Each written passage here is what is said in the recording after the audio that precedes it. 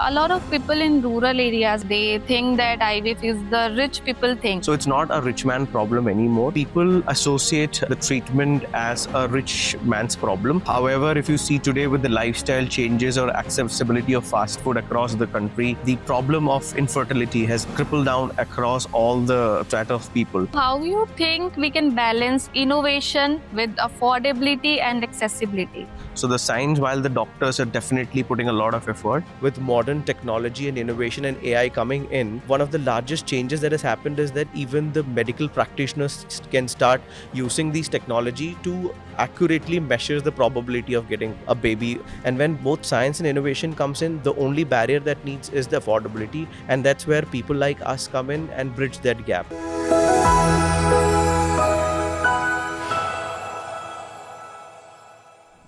Hello and welcome everyone. I am Samiksha Singh, your host for today's podcast. Welcome to IVF podcast. Today we are diving deep into the world of IVF, where we are not only talking about the science behind it, but the real human stories behind it. Today we have Mr. Sakthi, and welcome to IVF podcast, Mr. Sakthi. So I would like you to walk through your journey and what you're exactly doing. Thank you. Thank you so much, Amiksha. Like you rightly said, IVF today is not just about science. It's a lot to do with what it creates an impact on people. So it's a combination of science and the stories that gets created along with it. I represent a company called Fibe, and we also strongly believe in this space where we want to create impact in people's life.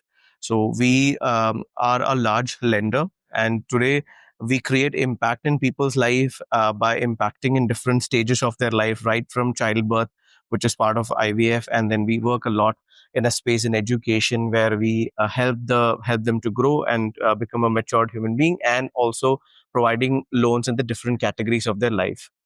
Coming back to what we do, especially in the healthcare space, and to precisely on what we do in IVF, is that we work with a lot of IVF chains across the country, both in larger formats and in smaller formats, where we help the probable parents to not worry about what is their financial crunches, rather have and focus on the treatments, be mentally calm, and we take care of their financial requirements at that point of time. So I think very impressive work you are doing at the moment. So a lot of people in rural areas I see, they think that IVF is the rich people thing. So how do you convince them, and what is the approach of Fibe behind it and to those people? Yeah. So it's not just to do with rural or tier 2, tier 3 markets. It's a phenomenon that's across the country. People associate the treatment as a rich man's problem. However, if you see today with the lifestyle changes or accessibility of fast food across the country, the problem of infertility has it's crippled down across all the strata of people. So it's not a rich man problem anymore. And what we do, especially in this space, is making awareness. So rather than we creating or offering money, the larger part is about creating awareness, like how it could be availed in a monthly installment, rather than burning the pocket in the initial month where already they're emotionally investing. We help them to divide the spend across the months. So we have plans that start from 3 months and it can go up to 24 odd months, so that they can plan it properly, so that as they get into the process, the money flow is also controlled and they have a very happy experience at the clinic. So we are very grateful that it is not just a unique effort that we do. We work it along with the IVF chains, and I'm really I take this opportunity really to thank all my partners who also work along with us, who understood that this is the great need of the hour, and that's how we have been able to create awareness in this space. So how you think we can balance innovation with affordability and accessibility? Great. So, like we said before, innovation, affordability, and science, right? So, science is what the medical fraternity does. Innovation and affordability is what the altering people like us who brings into the system. So, the science, while the doctors are definitely putting a lot of effort, The second part of innovation is what the technology does. So before, what would happen is that in case of IVF treatments, people need to wait, and it was more of a hit and trial. With modern technology and innovation and AI coming in, one of the largest changes that has happened is that even the medical practitioners can start using these technology to accurately measure the probability of getting a baby, and they can, with technology, understand what percentage of the eggs or what set of eggs are going to get fertile in next whatever number of days. So that's how innovation comes in. And when both science and innovation comes in, the only barrier that needs is the affordability, and that's where people like us come in and bridge that gap. So I think this beautiful triangle gets completed when both the innovation, technology, science, and affordability comes together. And I'm very glad that we've been part of this growing industry and innovation, which is making people more happier and bringing joy into their life by having a new person into their family. So I think in this industry there are so many myths about IVF. So there is one myth that is women under 35 can only claim for the insurance or this kind of policies. So what's your take on this? So again, I would comment saying that these are all preconceived thoughts, because there's a template that's been created, and to no offense to anyone, because we've been a large country with a lot of stories and lots of myths and lot of discussions about having child. It's always said that there is a certain age for everything, and while we are moving ahead in technology, or the way we communicate to people have become faster, but the thought process is still very different from the speed at which that is growing. So when it comes to the age, it yes, definitely there are biological limitations as the age grows, but with proper planning, with proper consultation with doctors, and proper dieting and proper support, if they can get into, the age again becomes another number, and the technology have always proven that to be true.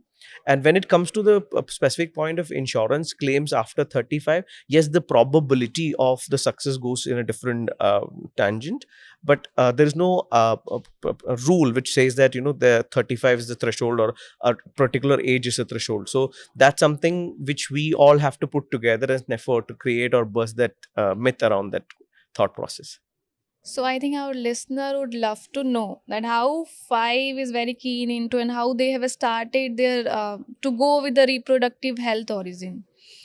Great. So, Fibe, like I said, we believe and we always trust in creating impact in people's life, right from the moment they need any financial support to the enhancements that they want in their life.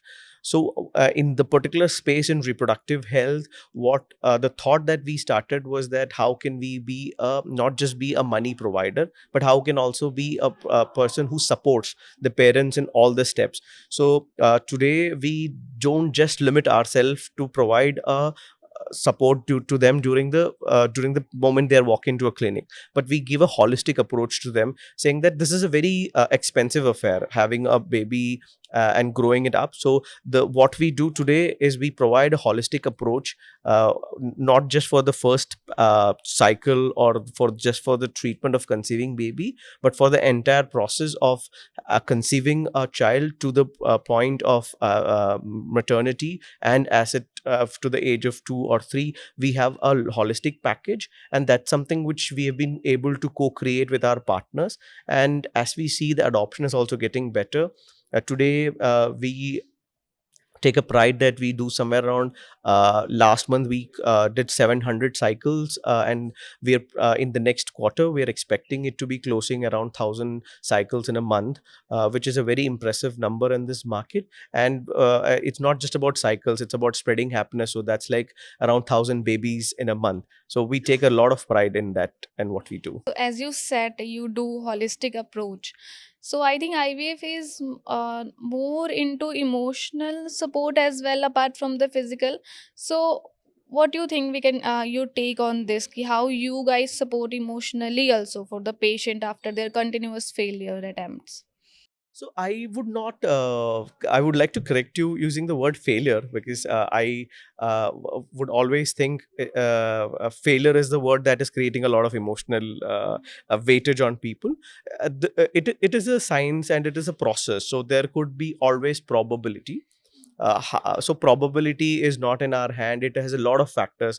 It has a lot to do with how physically well they are, and it has a lot to do how and when the process is done. So that's why we always advocate people to take right procedures and right precautions and right measures what their healthcare professionals advise them to do. And most importantly, go and consult partner or doctors or IVF centers which are known for their success rate. So rather than going for the for a cheap discount, for a one-time discount, because it's a large call, it's better always to find the right doctors and get the treatment. So this is what I always advise, or we always advise. And how do we as a company support the emotional part is that we ensure that while this process is happening, they're not burdened by the financial part of it. So while the moment someone walks into the clinic and they finish on the counseling process, our person who's sitting in the clinic would always support them and make them understand, you don't have to worry about the